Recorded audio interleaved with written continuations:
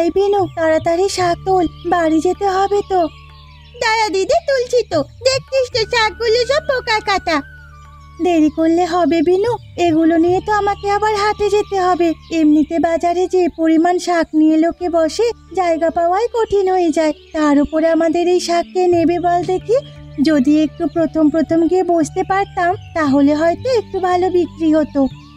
বৃষ্টির জন্য খালে জল বেড়ে গেছে, তাই তো সহজে শাকগুলো নিতে পারছি না। বেশিরভাগ শাকের ডাগায় দেখ খালের মাঝে থেকে চলে গেছে।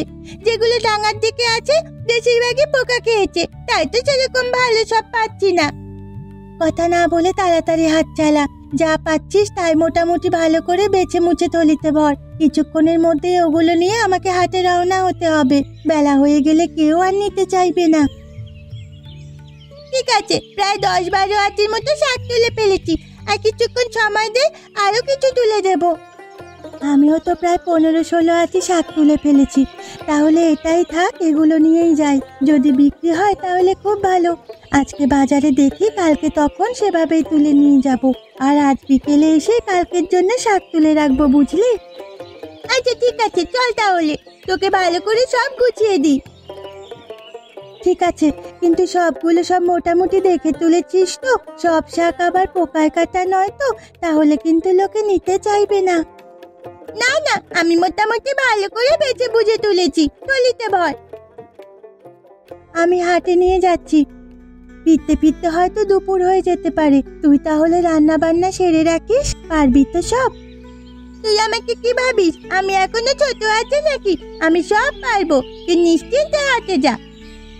আমি হাটে যাচ্ছি, কিন্তু তুই আর কাল পাড়ে দাঁড়িয়ে থাকিস না। চুপচাপ এখন বাড়ি যা। বাড়ি গিয়ে হাত মুখ ধুয়ে পান্তা আছে খেয়ে নিস। ঠিক আছে, তুই যা তো, আমি ঠিক চলে যাব। চলি রে তাহলে। আমিও বাড়ি যাই, সব কাজ বাজ সেরে রাখবো। দিদি এসে দেখলে খুব খুশি হবে।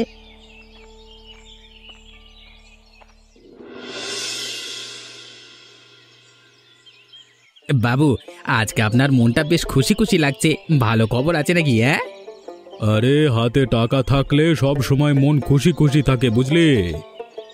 ওপরওয়ালার কৃপায় তো আপনার হাতে সবসময় টাকা থাকে। আপনার আবার কখনো ভাড়া শূন্য থাকে নাকি? চুপ কর বেটা, একদম আমার টাকার দিকে নজর দিবি না। কত কষ্ট করে এই টাকা জমিয়েছি তুই জানিস? বাবু জানি, গরিব লোকের পাওনা মেরে মেরেই তো এই টাকা জমিয়েছেন। এবার কিন্তু তোকে আমি আমার ঘর থেকে বের করে দেব হীরা। সব সময় আমার মুখে মুখে কথা। আমি তো আপনাকে ভালো কথাই বলছি বাবু, যেটা সত্যি সেটাই বললাম। আপনার সব রকমের কুকর্মের সঙ্গী আমি হই কি না, তাই একটু মুখ ফসকে বেরিয়ে গেছিল আর কি। সব সময় মুখটাকে সামলে রাখবি। সব সময় সব জায়গায় মুখ ফসকে সবকিছু বলতে যাস না, জানো? তাতে তোরই বিপদ। না না বাবু, সেই নিয়ে আপনি চিন্তা করবেন না। আপনি তো বললেন না আপনার এত খুশির কারণটা কি? ওই নদীতে বাঁধ দেওয়ার জন্য সরকারি প্রকল্প এসেছে, বুঝলি? বুঝে গেছি বাবু, বুঝে গেছি। আর কিছু বলতে হবে না। কি বুঝেছিস একটু বল দেখি, শুনি আমি। বাবু, প্রকল্প আসা মানে ওখানে অনেকজনকে কাজে লাগাতে হবে। আপনি সব গ্রামের দিনমজুরদের ওখানে কাজে লাগাবেন। ওরা তো আর অত শত বোঝে না। ওদের ভাগের পারিশ্রমিকটা আপনি নিশ্চয়ই কম করে দেবেন। ওখান থেকে আপনার ঘরের ভাড়ার ভরবে। তাই আপনার মনে এত আনন্দ, ঠিক বললাম তো বাবু? এই জন্যই তো তোকে এত ভালোবাসি হীরা। সব 2 নম্বরই কারবারের সঙ্গে কি আর তোকে এমনি এমনি করেছি? সবই আপনার দয়া বাবু, মাঝে মধ্যে আমার দিকে একটু দৃষ্টি দিলেই হবে। এ নিয়ে তুই চিন্তা করিস না। আমার হাতে টাকা এলে তা থেকে তুইও ভাগ পাবি। এবারের দাওয়াতটা এবারের দাওটা মারতে পারলে ভালো উপহার পাবি, চিন্তা করিস না। আপনি ধন্য বাবু, আপনি ধন্য।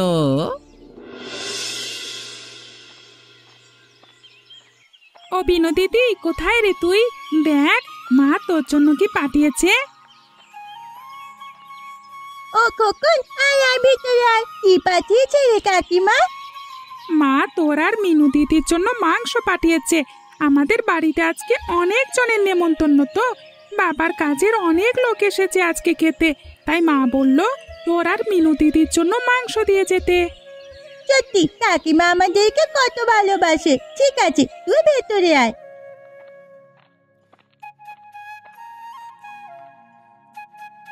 মিনু দিদি কই রে? মিনু দিদিকে দেখছি না কেন? মিনি দিদি তো বাজারে গেছে রে কলমি শাক বিক্রি করতে, একটু পরে চলে আসবে। তাহলে চল না মিনু দিদি, আমি আর তুই মিলে নদীর ধারে খেলতে যাই। না রে ভাই, এখন যেতে পারবো না, দিদি এখনো বাড়ি আসেনি, বাড়িতে তো আর কেউ নেই, আমি বাড়ি ফাঁকা রেখে কি করে যাব বল? চল না দিদি, চল না, আমার বাড়িতে এত লোকের মাঝে এখন ভালো লাগছে না, তাই তো এলাম তোর সাথে খেলতে।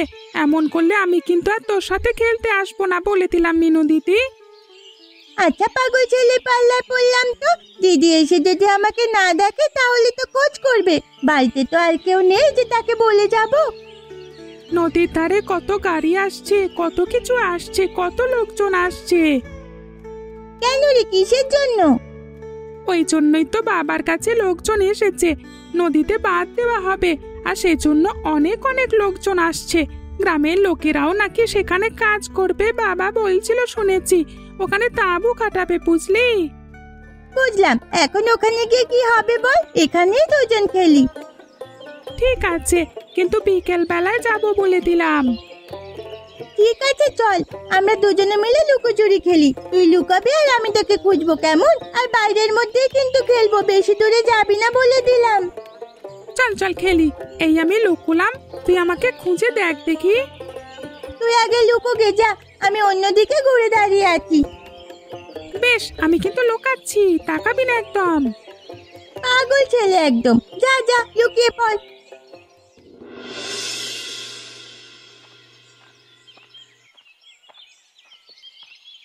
ও মিনু দিদি ভাই, এত দুপুরবেলায় কোথায় যাচ্ছ? এই যে হাট থেকে কলমি শাক বিক্রি করে ফিরছি গো দাদু। আরে দিদি ভাই, এত দেরি করে ফিরছো কেন? বেলা কতটা হয়ে গেছে বলো তো? নিশ্চয়ই সকাল থেকে এখনো কিছু খাওনি। কি করবো দাদু, বাপ মাহারা দুজন অনাথ বোন আমরা, কিছু না করলে তো আর কেউ আমাদের বসে খাওয়াবে না, তাই যে করে হোক সংসার চালাতে হয় আর কি। সবই বুঝি দিদি ভাই, আমি তো তোমাদের সেই ছোটবেলা থেকেই দেখছি। আমরাও সেই ছোট্টবেলা থেকে তোমাদের ভরসাতেই বড় হয়েছে দাদু। বাবা মা মারা যাওয়ার পর তুমি যেভাবে আমাদের আগলে রেখেছো, অন্য কেউ আমাদের জন্য এত করতো না। তেমন কিছুই করিনি দিদি ভাই, প্রতিবেশী হিসেবে প্রতিবেশীর বিপদে দাঁড়াতে চেয়েছি মাত্র। তবুও কজন দাঁড়ায় বলো, কিন্তু তুমি এই ভর দুপুরে কোথায় চলেছো? আমার নেমন্তন্ন আছে মোড়লের বাড়িতে, ওখানেই যাচ্ছি। মোড়ল কাকুর বাড়িতে কি আজকে ভোজ খাওয়াচ্ছে নাকি? না না দিদি ভাই, আসলে আমাদের নদীতে নাকি বাঁধ দেওয়া হবে, সেই নিয়ে আলাপ আলোচনা হবে, সঙ্গে খাওয়া দাওয়াও হবে। যেহেতু আমি মুরব্বী মানুষ, তাই আমাকেও নেমন্তন্ন করেছে। বাবা, ভালো ব্যাপার গো, নদীটায় বাঁধ দেওয়া হলে আমরাও প্রতি বছর বন্যার হাত থেকে বাঁচবো। ভালো ভালো, খুব ভালো। গ্রামের মানুষজনও কাজ পাবে কয়েকদিনের জন্য, সব দিক ভালো হবে। আর দেরি করো না দাদু, মিছিমিছি তোমার দেরি করালাম। না না দিদি ভাই, আমার কোনো দেরি হচ্ছে না। আগে বাড়ি যাও তুমি, আগে হাত পা মুখ ধুয়ে কিছু পেটে দাও। হ্যাঁ হ্যাঁ দাদু, আমি তো বাড়ি ফিরছি, বিনু নিশ্চয়ই রান্না করে রাখবে, তুমি চিন্তা করো না। হ্যাঁ হ্যাঁ দিদি ভাই, আমিও এগোচ্ছি, তুমিও বাড়ি যাও।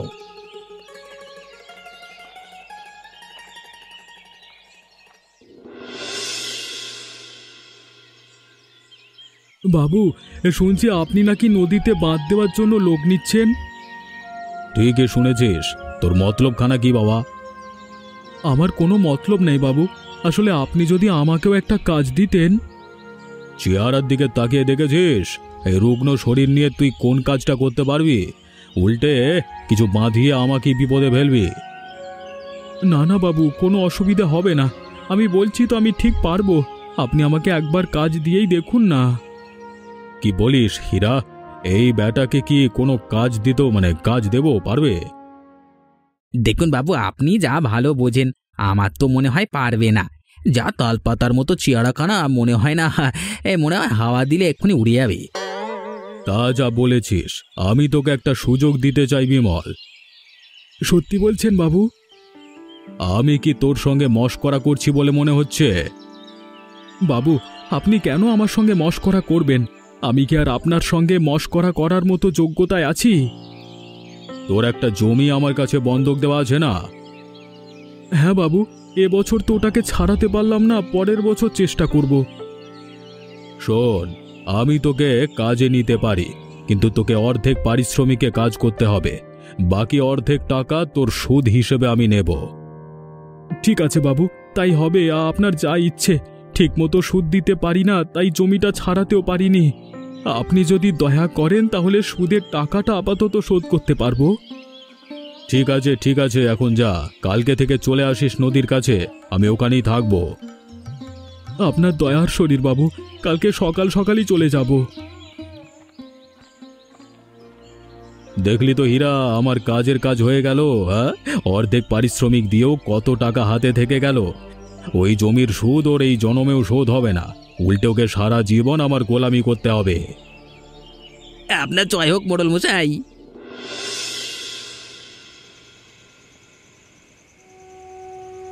বলেছিলাম না দুপুরবেলা বেশি করে ভাত রাখতে, রাতে জল ঢেলে পান্তা করে খাবো।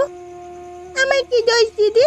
বাড়িতে তো চাই বারন্ত, যেটুকু ছিল সেটুকু রান্না করেছিলাম। তোর আর কি দোষ? দোষ তো আমাদের দুজনের ভাগ্যে। না হলে কি জন্মের পরে বাপ মা আমাদের ছেড়ে চলে যায়? সত্যি রে দিদি, গরিব বলে কেউ আমাদের ভালোবাসে না, তাদের কোনো অনুষ্ঠানেও ডাকতে চায় না। তবে কি আমাদের সারা জীবন এভাবেই কাটবে দিদি? না না, শুধু কলমি শাক বিক্রি করে চলবে না বোন, অন্য কিছু ভাবতে হবে। আবার অন্য কি ভাববো দিদি? আমি আর এখন অন্য কিছু ভাবতে পারছি না। অনেক দিন পর তোর হাতে ভাজা চপ খাচ্ছি। বাকি তুই একটু তেল বাঁচিয়ে রেখেছিলি, নাহলে তো খেতেই পেতাম না। এই সাধারণ জিনিস দিয়ে যে এত ভালো চপ বানানো যায়, তোর কাছে না খেলে জানতেই পারতাম না। পেয়েছি, এবার আমাদের ঘুরে দাঁড়ানোর পালা। কি পেয়েছিস রে দিদি? আমরা যদি তেলে ভাজার দোকান দিই। তেলে ভাজার দোকান দিবি? কোথায় রে?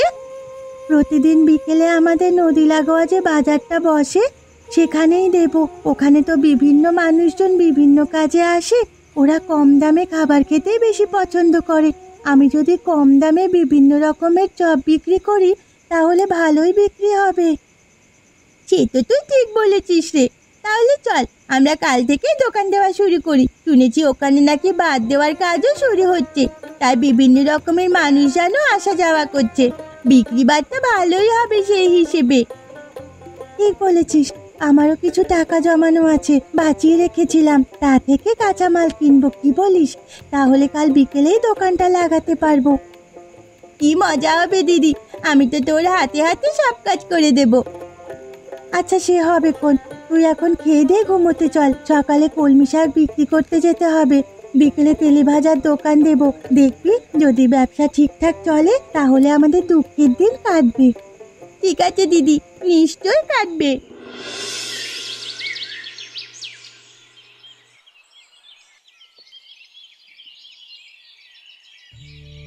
বাবা, তুমি তো আমাকে ভয় পাইয়ে দিয়েছিলে বাবা। কেন বাবা, তোমার ভয় পাওয়ার কি আছে? পেছন থেকে জড়িয়ে ধরলে কে ভয় পায় না বলো তো? আসলে তুই খেলছিলিস তো, তাই ভাবলাম তোকে একটু চমকে দিই। ও বাবা, বাবা তুমি আমাকে একটা জিনিস এনে দেবে? কি জিনিস বাবা? তুই হলি আমার একটি মাত্র ছেলে, যা চাইবি আমি তাই এনে দেব। বল কি চাস? আমাকে দুটো গাড়ি এনে দিও তো বাবা। ওই যে গো, যে গাড়িগুলো বাড়ি তুলে নিয়ে যেতে পারে, ওই গাড়িগুলো এনে দেবে বাবা। ওই গাড়িগুলো চাই? এত বড় বড় গাড়ি তো তুই চালাতে পারবি না। তাতে কি হয়েছে বাবা, ছোট ছোটগুলো তো চালাতে পারবো। তুমি আমাকে ছোট ছোটগুলো এনে দিও। ঠিক আছে, এনে দেব। দেরি করলে হবে না বাবা, আজই আমাকে এনে দিতে হবে। ঠিক আছে, আজ কি এনে দেব। কাজ থেকে ফেরবার সময় বিকেলেই তোমাকে এনে দেবো বাবা। কি মজা, কি মজা, বাবা আমার জন্য নতুন গাড়ি আনবে। তোর যা যা লাগবে আমি সব এনে দেব। এখন আমি আসি, বুঝলি?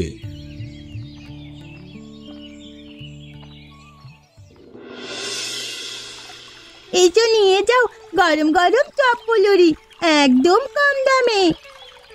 নানা রকমের ভাজা পোড়া আছে, এসো এসো একবার খেয়ে দেখো, একেবারে টেস্ট করা সম্পূর্ণ ফ্রিতে। এই দিদি, কি বলছিস তুই? ফ্রিতে দিলে লোকজন তো সব খেয়ে চলে যাবে। অত সহজ নাকি? দেখ না আমি কি করি, দেখলি না ছোট ছোট যে শেষের ভাজাগুলো রেখেছি, ওগুলোই তো টেস্ট করাবো। আমি খেয়ে রেখেছি, ওগুলো খুব স্বাদের হয়েছে। ওগুলো তার হট করে কেউ বিক্রি করলে নিতে চাইবে না, তাই ওগুলোকে সাইডে রেখে দিয়েছি, ওগুলোই টেস্ট করাবো। কি বুদ্ধি রে তোর মাথায়! ঠিক আছে, আর আমার বুদ্ধির তারিফ না করে কাজে মন দে, একজন আসছে মনে হয়।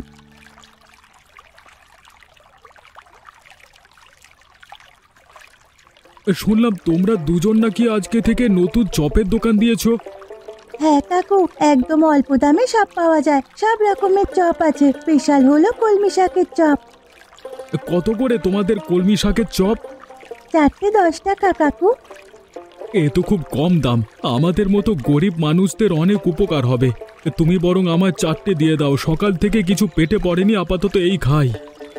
2 টাকার মুড়ি দিয়ে দেবো কাকু, তাহলে পেট ভরে খেতে পারবে। তাই দাও। এই নাও কাকু, তোমার মুড়ি আর চপ। এই নাও তোমাদের টাকা, আমি সবাইকে বলবো তোমাদের দোকানে আসতে। যা হোক, প্রথম দিন তো দোকানটা ভালোই চলবে মনে হয়। ওই দেখ, আরো কয়েকজন এগিয়ে আসছে আমাদের দোকানের দিকে। হ্যাঁ দিদি, মনে হয় ভালো লেগেছে চপটা, সবাইকে আসতে বলেছে। ভালো লাগলেই ভালো।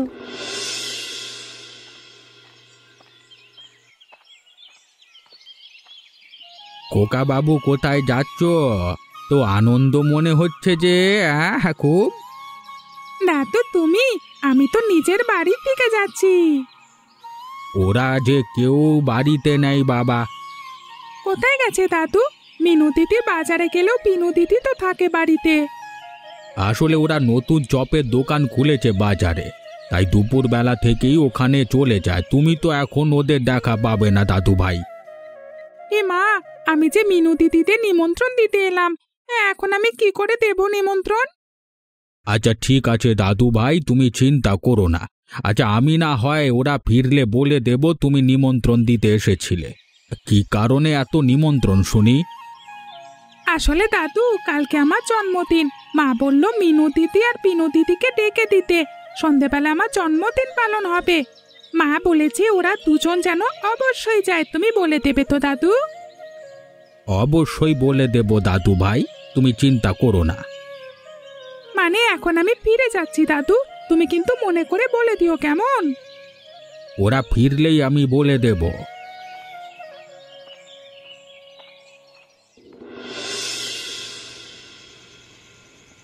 দেখ দিদি, সারা বাড়িটা কি সুন্দর আলো দিয়ে সাজানো হয়েছে। ওরা তো খুব বড় লোক বোন, তাই ভালোই আয়োজন করেছে। আমার তো চিন্তা হচ্ছে খোকনের বাবাকে নিয়ে। ঠিক বলেছিস দিদি, কাকিমা আমাদের পছন্দ করলেও মোড়ল মশাই মোটেও আমাদের পছন্দ করে না। খোকন তো আমাদের খুব ভালোবাসে, আমরা না হলে ও খুব কষ্ট পাবে, তাই তো এলাম। আয় আয়, তোদের জন্যই অপেক্ষা করছি আমি। তোরা না এলে কেক কাটবো না বলেই বসে আছি। আয় আয়, চট করে ভেতরে আয় দেখি। কি ব্যাপার খোকন, কার সঙ্গে কথা বলছিস? এই যে বাবা, মিনু দিদি আর বিনু দিদির সঙ্গে। মা বলেছে মিনু দিদি এখানে এলে যত্ন করে ওদের ঘরের ভেতর নিয়ে যেতে। তোর মাকে নিয়ে আর পারি না, পায়ের জুতোকে মাথায় তুলে যে কেন এত লাফালাফি করে তা বুঝতে পারি না। কতবার বলেছি এইসব ছোট লোক আমাদের সঙ্গে মিশবি না। এই চলায় চলায় বলছি আমাদের ভেতরে চল। না বাবা, আমি ওকে কিছুতেই দিদিদেরকে না নিয়ে ভেতরে ঢুকবো না। ভেতরে অনেক গণ্যমান্য লোক আছে, তুই কি চাস ওদেরকে ভেতরে নিয়ে গিয়ে আমার অপমান করতে? থাক ভাই, আমরা ভেতরে যাব না। এই নে তোর জন্য আনা ছোট্ট উপহার। কাকিমাকে বলিস তোর বিনু দিদি আর মিনু দিদি তোকে জন্মদিনের শুভকামনা জানিয়ে গেছে।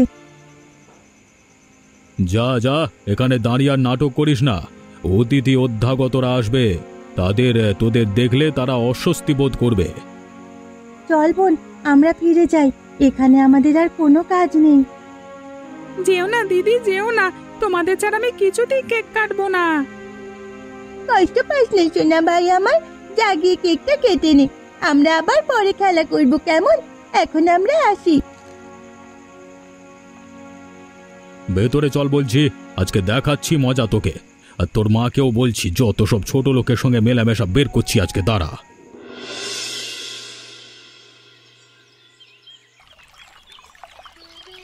কি গো খুড়ো, এখানে বসে আছো যে একা একা?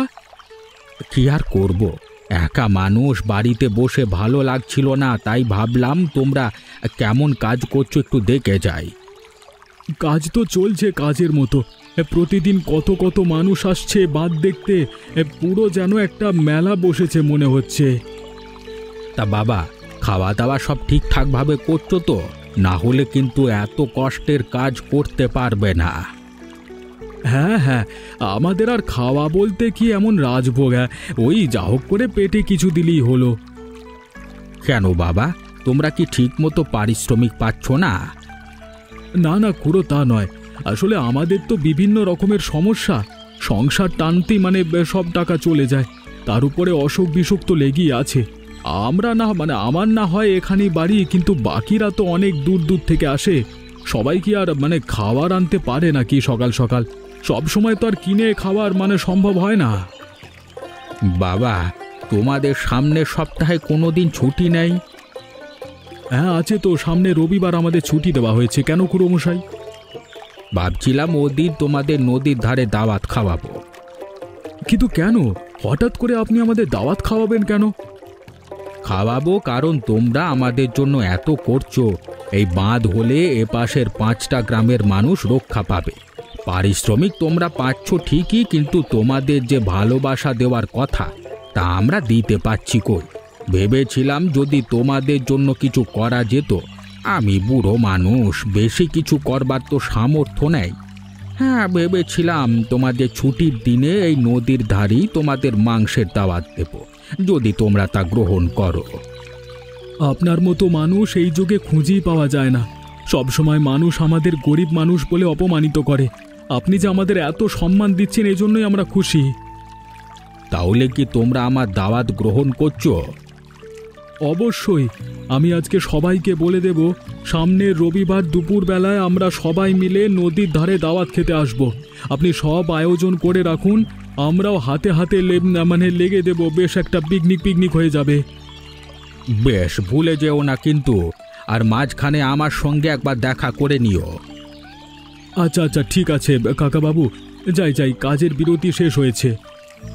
হ্যাঁ হ্যাঁ, যাও, আমিও যাই, মিনু বিনুকে বলে আসি, ওরা শুনলে খুব খুশি হবে।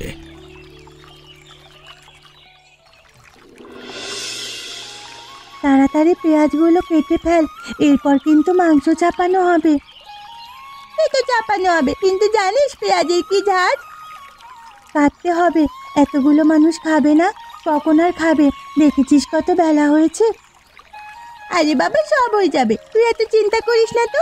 আমার তো ভেবেই কত আনন্দ হচ্ছে যে আমাদের বুড়ো দাদু আজকে নদীর ধারে দাওয়াত খাওয়াচ্ছে, আর সেই দাওয়াতের খরচ আমরাও দিতে পারছি। ভাগ্যিস তুই তেলে বাজার দোকানটা খুলেছিলি, না হলে কি দাদুকে বলতে পারতাম দাদুর দাওয়াতের খরচের অর্ধেক আমরা দেব। সবই ঠিক আছে, কিন্তু মোড়ল মশাই আর মোড়ল মশাইয়ের ছেলেকে যে ডাকা হলো, তারা কি আসবে রে? দেখাই যাক কি হয়। বিমল কাকু সেই কখন গিয়েছে দই আনতে, এখনো এলো না। চলে আসবে, তুই চিন্তা করিস না। তুই বড় একটা কাজ কর দিদি, ভাতটা ছড়িয়ে দে, তাহলে ঠান্ডা হয়ে যাবে। আমি সব গুছিয়ে দিচ্ছি, তুই বরং পাচক ঠাকুরের কাছে যা, কি কি লাগে হাতে হাতে এগিয়ে দে, কেমন? মাংসটা হয়ে গেলেই সবাই একসঙ্গে খেতে বসবে। ঠিক আছে দিদি, আমি যাচ্ছি, তুই এদিকটা দেখ।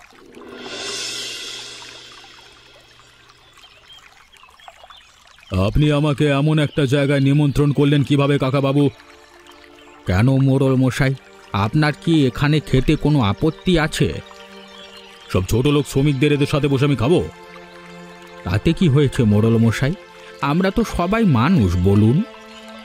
ছোট লোক মিনুটাও আছে দেখছি। এভাবে বলবেন না মেয়েটারে মশাই, ওরা আমার নাতনি হয়, আজকে দাওয়াতটা তো ওদেরই। আপনি তো একজন গণ্যমান্য মানের মানুষ, আপনার নাতনি কি করে হয় এই দুটো ছোট লোক? মানুষ কখনো ছোট লোক হয় না মোড়ল মশাই, প্রত্যেকটা মানুষই এক এক দিক দিয়ে সবার থেকে আলাদা হয়। রাখুন তো মশাই আপনার জ্ঞানের কথা, যদি আমার জন্য আলাদা খাবারের ব্যবস্থা করতে পারেন তো খাবো, নাহলে এই আমি চললাম। এই চল খোকন। বাঁচাও, আমি নদীতে তলিয়ে যাচ্ছি, বাঁচাও। দাঁড়া ভাই, আমি আসছি তোকে নিতে। এই তো খোকন উঠে বসেছে। এখন ঠিক আছো তো দাদু ভাই? হ্যাঁ দাদু, এখন ঠিক আছি। ভাগ্যিস বিনু দিদি ছিল। দেখলে তো মোড়ল মশাই, এই ছোট লোকগুলো ছিল বলেই আপনার ছেলে আজকে প্রাণে বেঁচে গেল। আমার অনেক শিক্ষা হয়ে গেছে। বুঝতে পেরেছি মানুষের ভেদ করা কখনোই উচিত না। আমি আজকে থেকে আর কোনো গরিব মানুষকে অপমান করব না। ভাগ্যিস আজকে নদীর ধারে বিনুর দাওয়াতে এসেছিলাম, তাই তো এই চরম সত্যিটা উপলব্ধি করতে পারলাম। পারলে সবাই আমাকে ক্ষমা করে দেবেন। আমি সবার সঙ্গে একসাথে বসেই খাবো। কি মজা, কি মজা! আবার একসাথে খেলবো, খাবো, ঘুরবো। তাই করবি বাবা। এমন সুন্দর সুন্দর গল্প পেতে আমাদের চ্যানেলকে সাবস্ক্রাইব করতে ভুলবেন না। ধন্যবাদ।